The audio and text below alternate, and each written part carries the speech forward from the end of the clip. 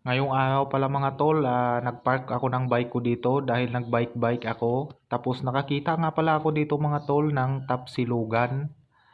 Bali yan na, pumasok na ako dyan sa loob. Bali tumingin pala ako mga tol ng menu nila, yun yung menu nila. Tapos yan pa, kadugtong pa yun yung menu nila doon sa bandang kaliwa.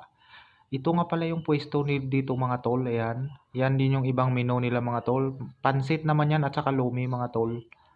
Bali, nagpili-pili na ako mga tol kung ano yung orderin ko kasi nagutom po ako ng... Bali, ito na pala ako mga tol. Pumuesto na ako dito sa lamesa nila. Bali, naka-order na yun po ako mga tol. Bali, ito nga pala yung pwesto nila mga tol. Hindi naman kalakihan, katamtaman lang. Yan pala yung bike ko mga tol. Medyo maulan nga pala tol yung panahon ngayon. Kaya masarap po umigop ng sabaw na mainit-init pa.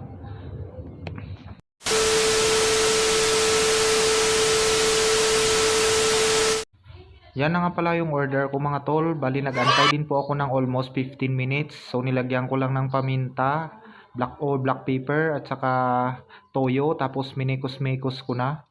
Yan na mga tol palang order ko. Bali lomi. Bali naghalaga po ng 145 yung mga tol.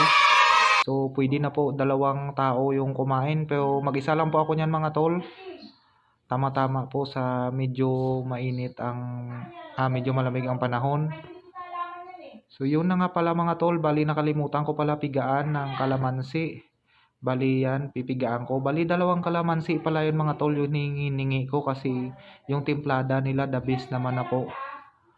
Bali yan na mga tol, nakapwisto na ako dyan sa upuan ko.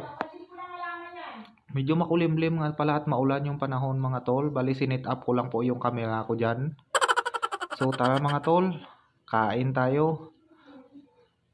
Galing po pala ako ng duty niyan mga tol, So ito na pala mga tol, bali na halo-halo ko na yung mga aromatics sa kalamansi. Tara, ito na, first bite. Kahit mainit-init mga tol. Bagong luto kasi yan mga tol. Ang sarap, the best. Quality. So shout out pala sa may-ari nitong Tapsilugan. Bali nakadalawang kain na pala ako dito mga tol. Yung una ko is chicken mami. Bali ito na po ang pangalawa kong order mga tol. Lomi, chicken lomi po yan.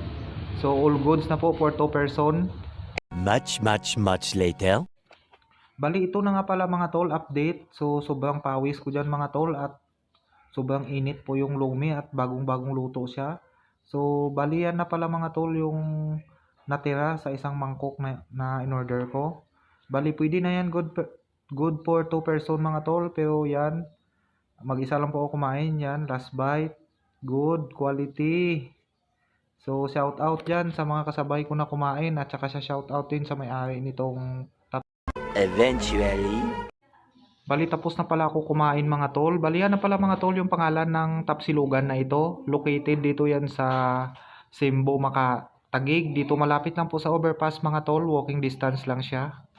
So ito pala yung address dito mga tol. So hanggang dito na lang. Thank you for watching.